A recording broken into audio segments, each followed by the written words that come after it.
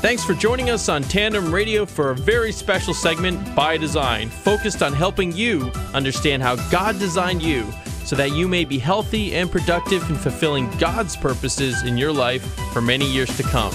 Now let's join our host, health expert and public speaker, Dr. James Proodian. Welcome to the By Design radio program. My name is Dr. James Proodian of Proodian Healthcare and ProodianHealthcare.com, where health literacy is the key to longevity. And as long as God has us on this side of eternity, my show is designed to educate you and your families to feel better, function better, and live as many quality disease-free years as possible. Thank you so much for joining me today.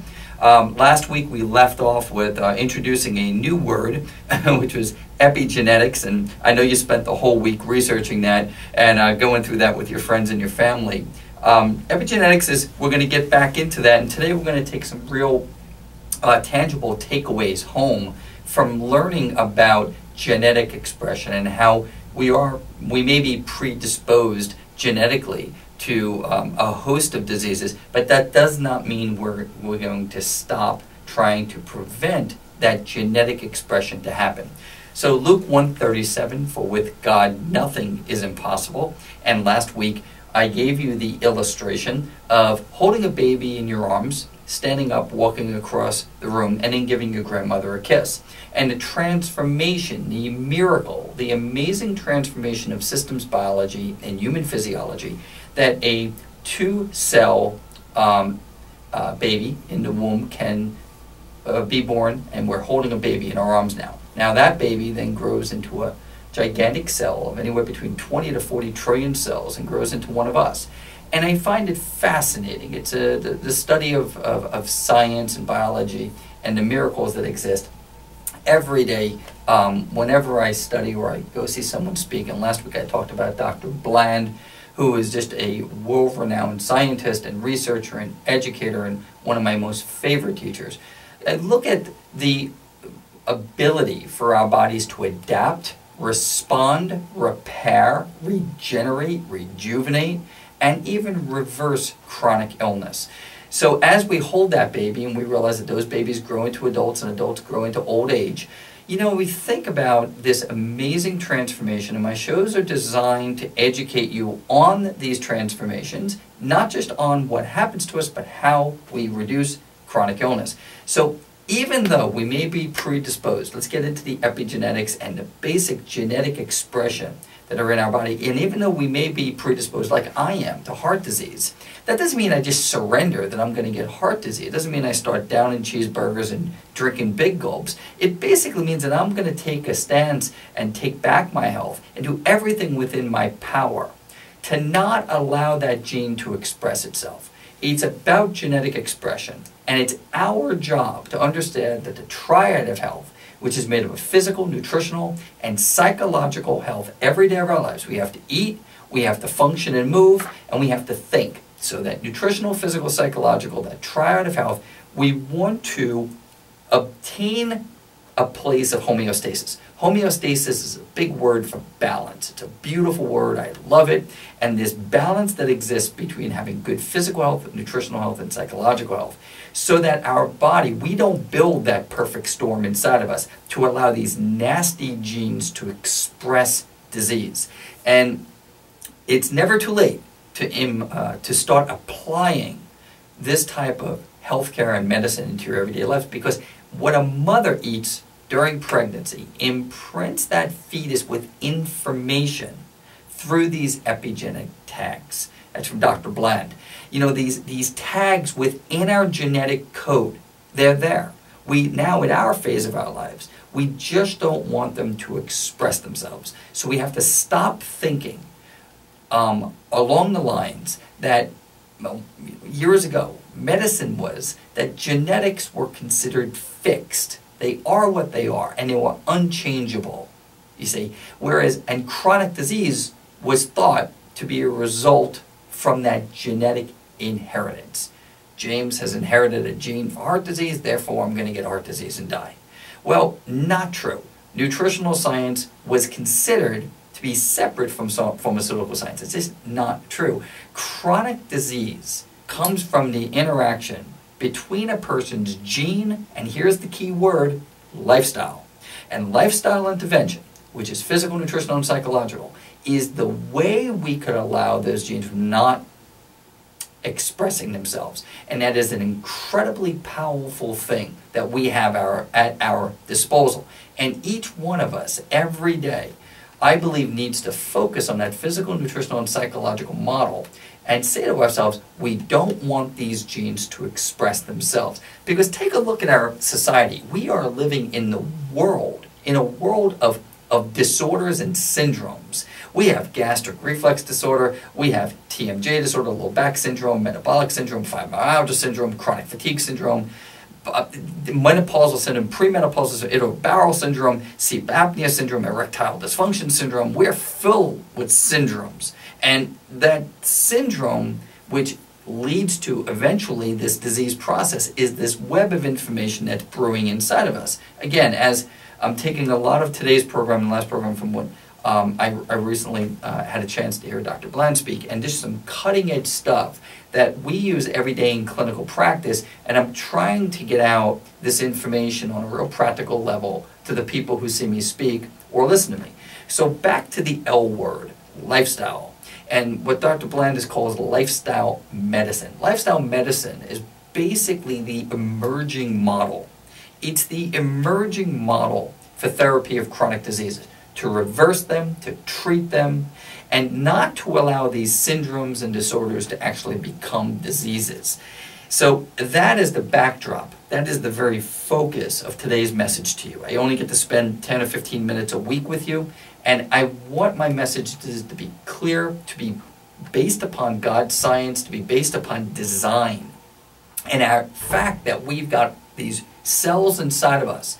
Each one of these cells has amazing capacity to change and to replicate and to reverse chronic disease. So the 21st century, right now, what are we going to do about the chronic disease epidemics that are plaguing us, like obesity, heart disease, cancer, high blood pressure, and go down the list, osteoporosis, and the rest of them? We must look at a patient-centric focus, which means the patient and the web of information that's bio-individual to that specific person, the biochemical individuality, the bio-individuality of that individual is the first and most important thing that a doctor could focus on. Looking at it from a systems biology perspective, and the fact that our genes may have an ideology that has this built-in epigenomics of a specific disease, but we're going to do everything within our power, like I do every day, to not allow that gene for heart disease to express itself. So we need to have a patient-centric, personalized, bio-individual, not one-shoe-size-fits-all plan.